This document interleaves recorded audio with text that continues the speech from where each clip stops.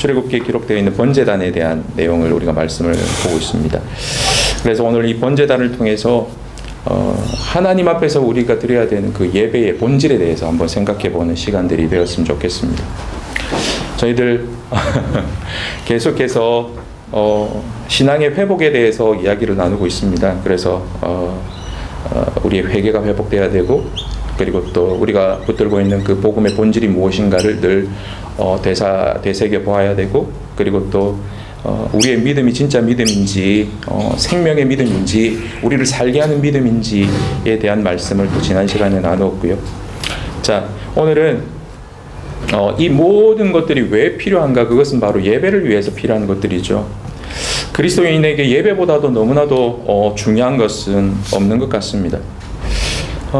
웨스터민스터 소요리 문답 혹시 일문 기억나십니까?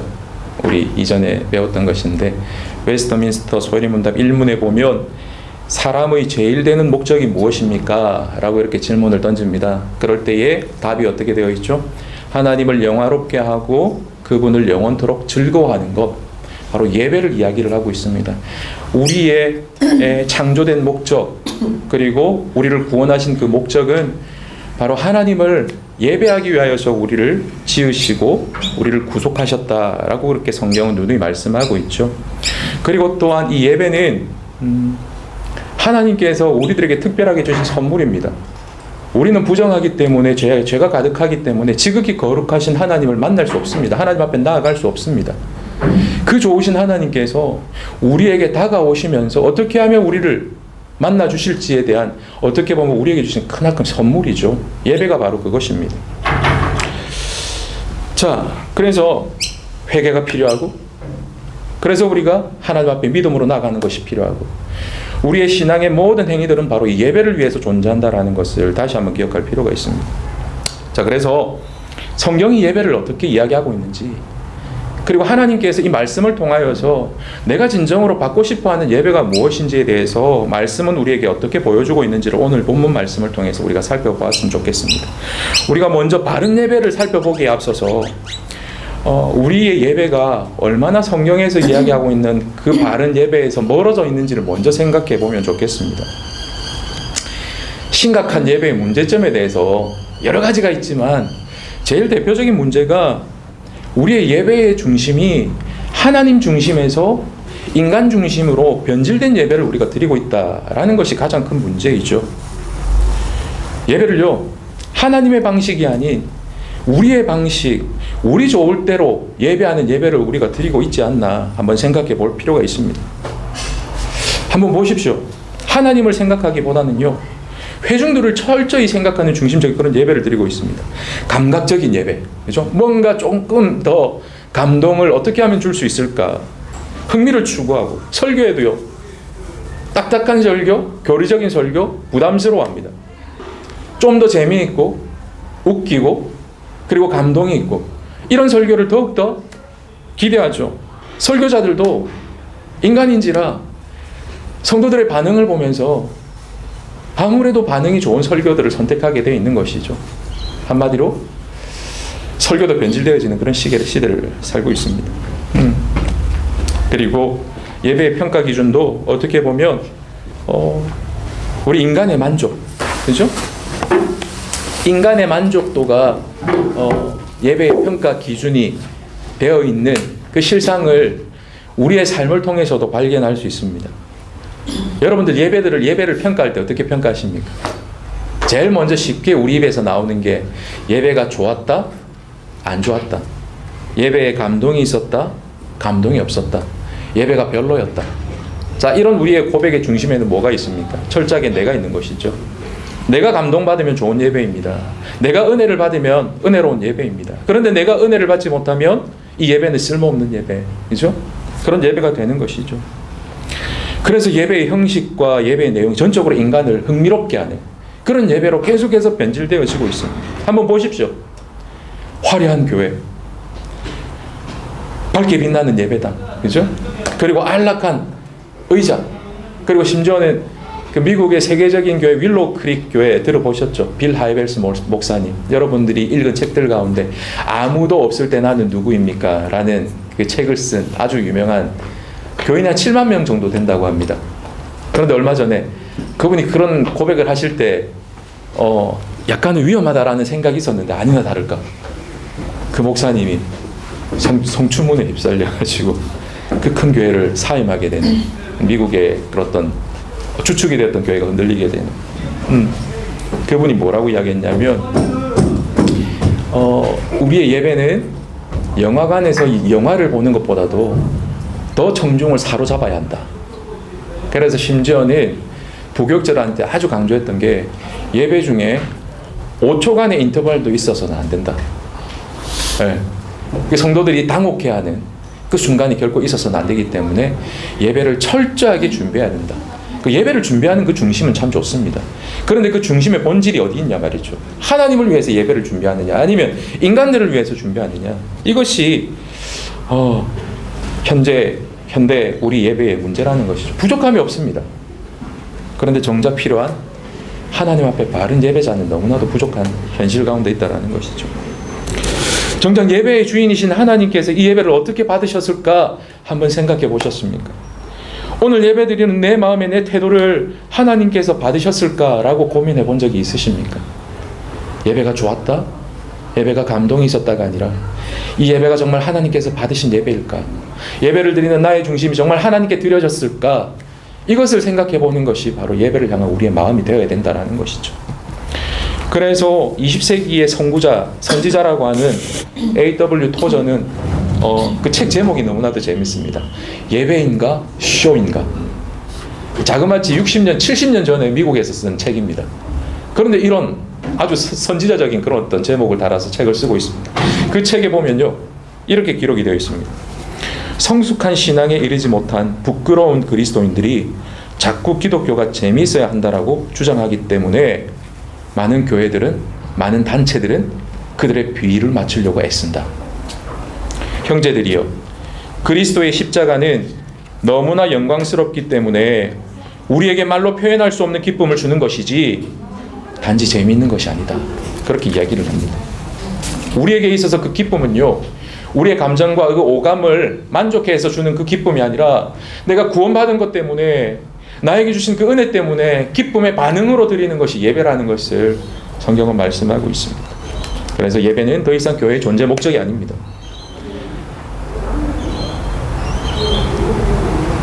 저 뭐라고 말했죠? 예배는 교회의 존재. 네. 예배가 어떻게 보면 교회를 위한 수단이 되어버린 시대를 살고 있죠. 예배는 결코 수단이 되어서는 안 됩니다. 예배 그 자체가 목적이 되어야 합니다. 그렇죠? 하나님 중심에서 인간 중심으로 항상 넘어갈 때에 예배는 타락했고 변질이 되었고 결국에는 그 나라 그 국가는 망했습니다. 구약의 북이스라엘 남유다가 그랬죠. 철저하게 인간 중심의 예배를 드려서 결국에는 맞이한 것이 멸망이었습니다. 그렇다면 성경이 가르치는 예배, 이것이 무엇일까를 우리가 볼 필요가 있죠. 오늘 말씀은요, 우리 번제단에 대해서 우리가 읽었습니다. 출애굽기 27장입니다. 예, 번제단을 통해서 하나님께서 예배에 대해서 무엇이라 말씀하시는지를 우리가 살펴보았으면 좋겠습니다. 이 성막의 소재에 대해서 뜬금없이 이야기를 합니다. 예배를 이야기하다 성막의 소재를. 그런데요, 이 성막의 소재들 우리가 기회가 되면 성막에 대한 이야기를 조금 깊게 할 건데 오늘은 예배에 대해서 이야기하기 위해서 성막의 소재를 좀 이야기하는데, 성막의 소재는요, 그 옛날 그 이스라엘의 고대 근동에 살았던 사람들이 예배를 그런 식으로 드렸다더라 라고 이렇게 치부해 버릴 만한 것이 아니라는 것이죠. 여기에는요 굉장히 깊은 영적인 의미가 담겨 있습니다. 비록 그 당시의 모양은 이랬지만 하나님께서 이런 모습으로 예배를 드리라고 했지만 출애굽기 27장입니다. 출애굽기 27장 1절에서 8절. 하나님께서 예배를 제정해 주시면서 인간들에게 이렇게 예배를 드리라, 이렇게 제사를 드리라 하시면서 그 당시에는 그 당시 문화를 가지고 와서 예배를 드렸지만 그 문화 안에 하나님께서는 예배의 의미를 깊이 담아 놓으셨다라는 것이죠. 그래서 이 의미들을 제대로 해석하지 않으면 이 본문 안에서는 미궁속으로 빠질 수밖에 없습니다. 참 신기한 경험을 합니다. 여기 출애굽기 25장부터 어떤 경험을 하냐면 바로 조금 전에 한 문장을 읽었는데 그 다음 문장 읽을 때에 그 뒤에 문장, 조금 전에 읽었던 그 문장을 기억을 하지 못하게 되는 신기한 경험을 합니다. 그래서 저는 그렇게 정의를 내리고 싶습니다. 영적인 메멘토. 메멘토 영화 보셨습니까 혹시? 메멘토가 뭐냐면 단기 기억 상실증. 그래가 바로 조금 전에 뭔가를 했는데도 불구하고 그거를 금방 잊어버립니다. 그래가 이 사람이 그걸 기억하기 위해서 온 집안에 포스트잇 메모지를 탁탁 적어 붙입니다. 구약의 제사 방식으로 딱 들어가다 보면 영적인 메멘토 현상이 일어납니다. 조금 전에 읽었는데 조금 전에 그걸 기억하지 못하고 내가 뭘 읽고 있지? 그러면서 막 미궁에 빠지는 그런 신기한 경험을 하게 되는 것이죠. 그러나요, 이것들을 하나하나 해석해내면요, 이것 안에 담겨있는 그 하나님의 그 감격스러운 그 마음들이 느껴질 때예요. 심플하면서도 나의 신앙을 되돌아볼 수 있는 엄청난 신앙의 기준이 이것들 의미 가운데 있다라는 것을 발견할 수 있습니다. 24장까지는 우리가 잘 읽습니다. 출애굽기 24장까지는요. 25장에서부터 하나님께서 예배를 어떻게 드려야 되는지에 대해서 나오고 있습니다. 25장에서는 지성소와 성소에 있는 기물들을 이렇게 설명하고 계시고요. 그리고 26장에서는 그 성소, 성막을 덮는 덮개에 대해서 이야기를 하시고요. 그리고 오늘 우리가 읽었던 이 27장에서는요. 조금 전에 말씀드렸던 25장, 26장에서는 대제사장과 제사장들만 들어갈 수 있는 공간을 이야기합니다. 그런데 오늘 27장은요. 그냥 일반 하나님 앞에 제사를 드리는 그 예배자들이 나올 수 있는 그 공간을 이야기하는 것이 바로 27장입니다. 그렇다면 이 예배의 공간에서 하나님께서 비치해 놓으신 그 기물들의 어떤 하나님께서 담겨놓으신 영적인 그 의미를 우리가 살펴보는 것이 너무나도 중요하다라는 것이죠. 그래서 오늘은 첫 번째로 제단을 1장에서부터 8장까지 기록되어 있는 그 제단에 대해서 한번 살펴보려고 합니다. 자, 번제단입니다. 그죠? 번제단이라고 되어 있습니다. 여러분, 이 번제단의 어원의 본래 의미가 뭐냐면 죽이다라는 뜻입니다. 죽이다. 장막에 첫 번째 휘장을 탁 제치고 탁 들어가서 딱 만나는 그 번제단, 그 번제단의 의미가 죽이다라는 뜻입니다. 와, 저거 죽인다 이런 의미가 아니라 진짜 죽는다, 진짜 죽는다, 그런 의미입니다. 하나님을 만나러 딱 들어갔는데 죽는다, 너 죽음이야 라는 번제단이 눈앞에 딱 놓여있다라는 것입니다. 이 번제단은 어떤 것입니까? 아침 저녁으로 제사를 드리는 사람들이 제물을 들고 나와서 태우는 것이 번제단입니다. 그 번제단의 의미가 죽인다라는 의미죠. 우리는 그냥 쉽게 생각할 수 있지만요, 이 유대인들은요, 번제단을 딱 보면 그냥 웃음기가 싹 사라집니다. 왜입니까? 자기가 죽어야 되는데 제물이 대신해서, 나를 대신해서 죽는 자리가 저 자리라는 것이죠. 번제단을 볼 때마다 이 유대인들이 생각하는 것은요, 내가 죽어야 되는데 나를 대신해서 저 제물이 죽는구나 라는 것을 생각하는 것이 바로 번제단이라는 것이죠. 우리의 예배는 어떻습니까? 자, 묵도하심으로 예배를 시작합니다. 그죠? 그리고 찬양하고 때로는 일어섰다 앉았다. 그리고 예배를 들을 때 때로는 졸기도 하고요. 그러다가 편안하게 앉아있다 그냥 가죠. 근데 오늘 이 번제단을 통해서 하나님께서 처음에 제정하신 그 예배의 의미를 분명하게 보여주시는데, 처음에 딱 들어갈 때 죽는다라는 것입니다. 내가 드리는 예배와 하나님께서 제정해 놓으신 그 예배의 의미가 어떠한 차이가 있는지를 한번 비교해 볼 수 있었으면 좋겠습니다. 처음에 예배자가 어떻게 하냐면 양을 끌고 들어갑니다. 흠없는 양, 그죠? 흠없는 양을 딱 가지고 들어가서 첫 번째 제사 행위가 뭐냐면, 딱 들어가죠. 번제단이 딱 보입니다. 양을 끌고 들어갑니다. 제일 첫 번째 제사 행위가 뭐냐면 그 양의 머리 위에다가 손을 딱 얹습니다. 그리고 난 다음에 기도를 합니다. 이게 무엇입니까? 내 안에 있는 그 죄가 안수해서 이 양으로 들어간다. 죄의 전가라는 것이죠. 그리고 이 양과 나를 일치시키는 행위입니다. 이 행위를 먼저 딱 합니다. 그리고 나서 이거를 어떻게 하냐면 죽여야죠. 누가 죽일까요? 이 양을 누가 죽일까요? 제물을 가지고 갔는데 우리가 잘 알고 있기로, 혹시 오해하고 있기로, 제사장이 이걸 돕기 때문에 이 양을 죽이는 줄 아는데 예물을 가지고 온 사람이 양을 죽입니다. 예, 목을 땁니다. 목을 잘라버리죠. 몽골에서 선교하시는 그 선교사님이 그런 이야기를 합니다. 예수님께서 양처럼, 도수장에 끌려가는 양처럼 우리를 위해서 죽으셨다라고 하는데, 정말 양이요, 죽으러 가는 그 길을 안 돼요. 다른 동물들은 발악을 하는데 양은요, 죽으러 가는 그 순간에 조용히 간답니다. 칼을 대는 그 순간까지도 꿈쩍도 안 한대요. 그냥 칼을 그냥 싹 대면 양하고 그냥 죽는데요. 죽음을 맞지 않은 것처럼, 죽음을 거부하지 않은 채 그냥 숙명으로 받아들이는 것처럼 우리 예수님이 그러셨다는 것이죠. 양을 그렇게 죽입니다. 여러분, 목을 한번 따보셨습니까? 동물의 목을 한번 따보셨습니까? 저는요, 예전에 이모님이 횟집을 하셔가지고 회를 한번 해본 경험이 있습니다. 손님이 왔는데 저보고 광어회를 먹고 싶다고 하는 겁니다. 휴일이어가지고 서울에서 와가지고 자기는 꼭 먹고 싶대요. 그래서 저보고 꼭 먹게 해달라고. 그래, 죽은 사람 소원도 들어주는데 산 사람 소원 못 들어주겠냐고. 올라가시라고. 내가 회를 떠드리겠다. 한 번도 해본 적이 없는데. 그리고 광어를 큰 놈을 이렇게 고르더라고. 아, 좀 작은 거 고르지.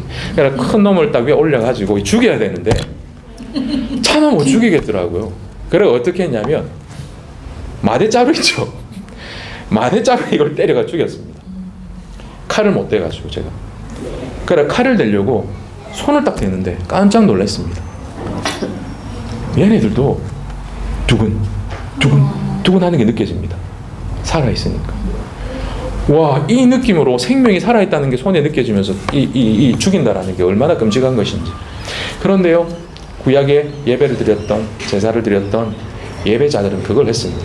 양의 목을 자르고요.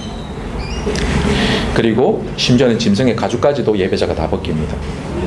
그리고 이걸 그냥 이렇게 드리는 것이 아니라 각을 뜹니다. 각을 뜬다라고 들어보셨죠?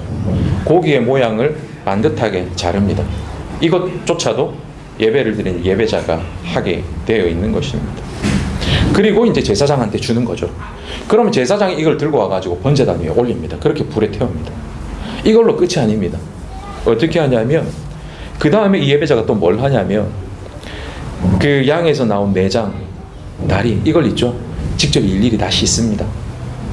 이걸 씻어가지고 다시 제사장에게 주면 제사장은 그걸 받아서 태우는 역할을 하는 것이 바로 제사장입니다. 그 당시에 제사의 주도권이 누구에게 있습니까? 한번 보십시오. 제사장에게 있습니까? 아니면은 누구에게 있습니까? 예배자에게 있는 것이죠. 철저하게 예배자 중심입니다. 구약의 제사도요. 제사장은 돕는 것입니다. 예배는 목사가 인도를 하지만 예배의 주도자는요, 바로 우리라는 것입니다. 나의 죄를 짐승에게 전가하고 나 대신에 죄를 덮어 쓴 짐승을 죽이면서 피를 쏟습니다. 그것도 모자라 가죽을 벗기고 각을 뜨고, 그것도 모자라 내장을 꺼내서, 그렇죠? 다리를 씻고 불태우고. 여러분, 이런 과정들을 다 누가 보고 누가 경험하고 있습니까? 바로 예배자가 경험하고 보고 있는 것이죠.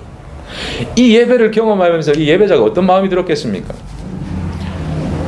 아마 그러지 않았을까요? 죄로 말미암아서 죽는 것이 이렇게 두렵고 처참하고 비참한 것이구나. 내가 짓고 있는 이 죄가 얼마나 하나님 앞에서 하나님의 진노를 살, 용서받지 못할 죄인가를 얼마나 철저하게 깨닫는 그 과정들을 그 예배를 통해서 하나님께서 보시기를 원하셨다는 것입니다. 이것을 반복하면서 하나님을 만나는 것이 바로 이런 것이구나. 하나님과 우리 사이에 거리를 두게 만들었던 이 죄가 얼마나 비참하고 처참한 것인가를 철저하게 깨닫는 것이 바로 이 제사라는 것입니다. 우리가 죽고 또 죽는 것이 바로 예배, 가장 먼저 예배자가 느껴야 될 것들이었음을 보여주고 있는 것입니다. 여러분, 그래서 예배는 죽이는 것입니다. 그죠? 예배는 죽는 것입니다. 수동적으로 참석했다가 돌아가는, 내가 은혜 받았다 안 받았다로 평가하는 그런 것이 아닙니다. 예배는 죽는 것입니다. 하나님은 죽지 않는 것은 결코 받지 않으십니다. 살아있는 한 하나님께서는 그 예배를 받지 않는다라는 것이죠.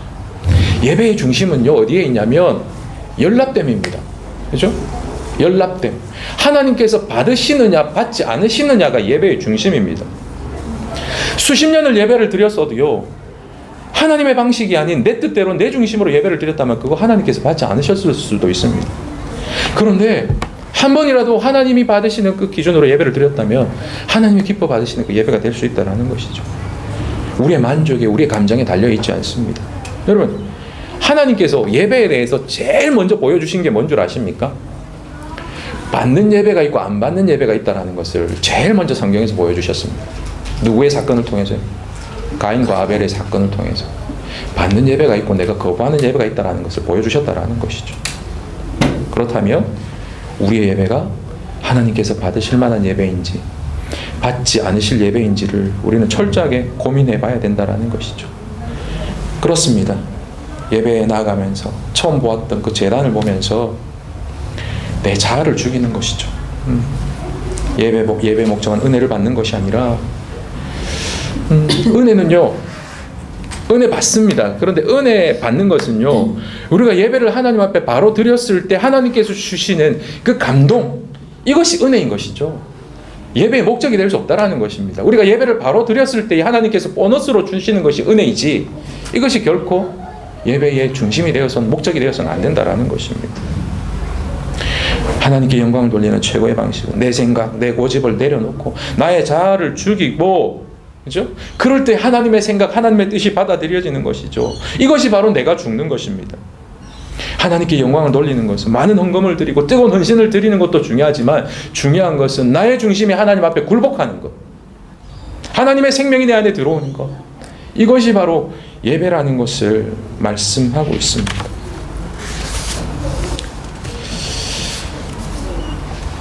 이 번제단에 보면요, 조금 더 살펴보면 이 번제단의 의미를 조금 더 선명하게 보여주는 두 가지가 있습니다. 여기에 보면은 2절 말씀 우리 한번 읽어볼까요? 2절 말씀 같이 한번 읽어보도록 하겠습니다. 시작.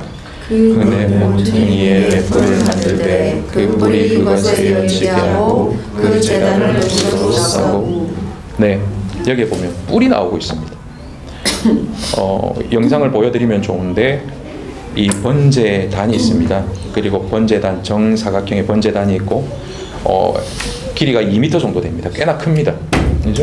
그리고 양 모퉁이 모서리에 뿔을 이렇게 달았습니다. 뿔. 오늘 말씀해 보시면 그 뿔을 이야기하죠. 뿔을 세우라고 말씀하고 있습니다. 오늘 본문에 보면 두 번이나 등장하고 있습니다. 2절에. 성경에서 반복은 강조를 말씀하고 있습니다. 그렇다면 이 뿔에 어떤 특별한 하나님의 의미가 담겨 있다는 것을 알 수 있죠. 그렇다면 이 뿔이 성경 안에서 어떻게 쓰여졌는가를 용례를 살펴보면 이 뿔의 의미를 보다 선명하게 알 수 있습니다. 시편 118편 27절에 보면요, 이렇게 말씀하고 있습니다. 한번 들어보십시오. 여호와는 하나님이시라. 그가 우리에게 빛을 비추셨으니 밧줄로 절기 제물을 제단 뿔에 멜지니라. 밧줄로 제단 뿔에, 그죠? 그 제물을 멜지니라라고 이렇게 기록을 하고 있습니다. 그렇다면 이 번제단에 나와 있는 이 뿔은 뭐 제사장의 옷을 걸거나 이런 의미가 아니라 우리가 죽인 그 제물을 걸어놓는, 그리고 묶어놓는 곳이라는 것을 알 수 있습니다. 내 죄를 대신 지고 죽어야 할 짐승을 그 번제단에 묶어놓는 것이죠. 이것이 바로 그 뿔의 의미라는 것입니다. 여러분, 그 고대 근동 사람들에게 있어서 이 뿔의 의미는 뭔 줄 아십니까? 이 뿔의 의미는 바로 힘과 능력을 상징합니다. 영광을 상징합니다. 예언서에서도 큰 권세를 잡은 이방의 왕들을 뿔 달린 짐승으로 이렇게 묘사를 하고 있습니다. 그런데 그 뿔에다가 그 권능과 영광과 그 능력, 거기에다가 죽은 그 짐승을 걸어 놓는다라는 것입니다. 무엇입니까? 이것은 무엇을 의미합니까? 내 능력으로, 내 힘으로 결코 살 길이 없다. 이것을 말씀하고 있습니다. 내 힘, 내 능력으로 살면 이 짐승처럼 반드시 죽게 되어진다. 그걸 보여주고 있는 것이죠. 그래서 이 뿔은요, 하나님의 백성들은 너희들의 힘, 너희들의 의지, 너희들의 능력, 너희들의 경험, 너희들의 지식으로 사는 것이 아니라 하나님의 능력으로만 살 수 있다라는 것을 상징적으로 보여주는 것이죠. 나의 모든 의지, 내가 가지고 있는 모든 것들을 내려놓고 나는 죽었습니다. 하나님만이 나의 생명이시고 하나님만이 나의 삶의 유일한 길이십니다. 라는 것을 보여주는 것이 바로 뿔입니다. 그리고 뿔의 의미가 한 가지가 더 있습니다. 구원의 뿔이라고 구약은 이야기를 하고 있습니다. 또 구약의 한 용례를 보면요, 큰 죄를 지었습니다. 그래서 많은 사람들이 죽이려고 그 죄인을 따라갑니다. 그럼 이 사람이 살 수 있는 유일한 길이 한 가지가 있습니다. 제단 안에 급히 뛰어 들어가 가지고 이 뿔을 잡으면 구원을 얻을 수가 있습니다. 시간이 많이 없기 때문에 그렇습니다. 그래서 이 뿔은요 또한 구원을 의미합니다. 네. 한마디로 이 뿔에다가 피를 바릅니다. 희생 제사를 피를 받아서 제사장에게 주면 이 피를 이 뿔에다가 바릅니다. 네. 이것은 또한 구약의 한 사건을 상징하는 것입니다. 무엇에다가 피를 바르는 것을 유대인들은 딱 보기만 하면 딱 생각나는 한 사건이 있습니다. 유월절이죠. 출애굽한 백성들이죠. 이 출애굽한 백성들에게 피를 바르는 것은 무엇을 상징하냐면 바로 출애굽할 당시에 그 사망의 그 권세가 자기들을 넘어갔던 패스오버. 그렇죠. 바로 이것은 바로 우리의 살 길이 바로 이것이다. 조금 점프를 해서요. 바로 이것은요. 바로 예수 그리스도를 상징하는 것입니다. 이 번제단의 뿔은요, 우리의 힘과 능력을 내려놓고 하나님의 죄 용서를 구하는 피를 바를 때 구원을 얻는다. 바로 예수 그리스도, 구약의 예수 그리스도의 그 상징을 바로 보여주고 있는 것이죠. 여러분, 많은 신학자들이 그렇게 이야기를 합니다. 특히 이 제사 제도의 모든 기물과 과정과 이 모든 상황들을 통해서 예수 그리스도가 아니고서는 결코 설명할 수 없는 것들이다. 그래서 누가복음 1장 69절에 보면요, 이렇게 말씀을 기록하고 있습니다. 우리를 위하여서 구원의 뿔을 그 종 다윗의 집에서 일으키셨다라고 이렇게 기록을 하고 있죠.